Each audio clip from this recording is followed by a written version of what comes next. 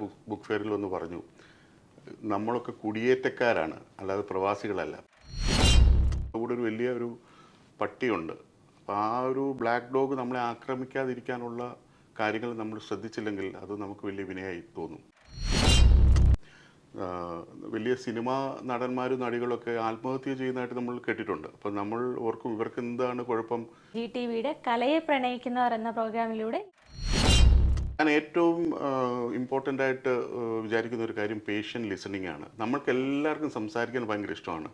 പക്ഷേ ഒരു ഒരു വലിയ ക്വാളിറ്റി എന്ന് പറയുന്നത് നമ്മൾ ലിസണിങ് ക്വാളിറ്റിയാണ്.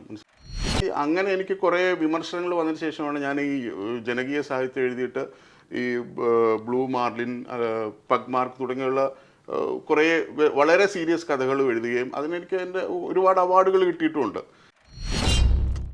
ഈ ചേഞ്ച് അക്സെപ്റ്റ് ചെയ്യാത്ത ആരും സർവൈവ് ചെയ്തിട്ടില്ല ലോകത്തിൽ.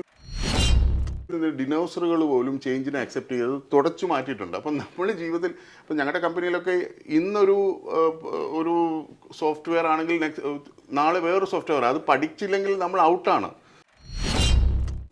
എനിക്ക് തലമുറയോട് പറയാനുള്ളത്, നമ്മൾ 7 പ്രാവശ്യം വീണാൽ 8 പ്രാവശ്യം എഴുന്നേൽക്കുക എന്നുള്ളതാണ്. ഓക്കെ, എന്നെ ഏറ്റവും ആകർഷിച്ച ഒരു പുസ്തകം എന്ന് പറഞ്ഞാൽ old man and the sea എന്ന് പറഞ്ഞ പുസ്തകമാണ്.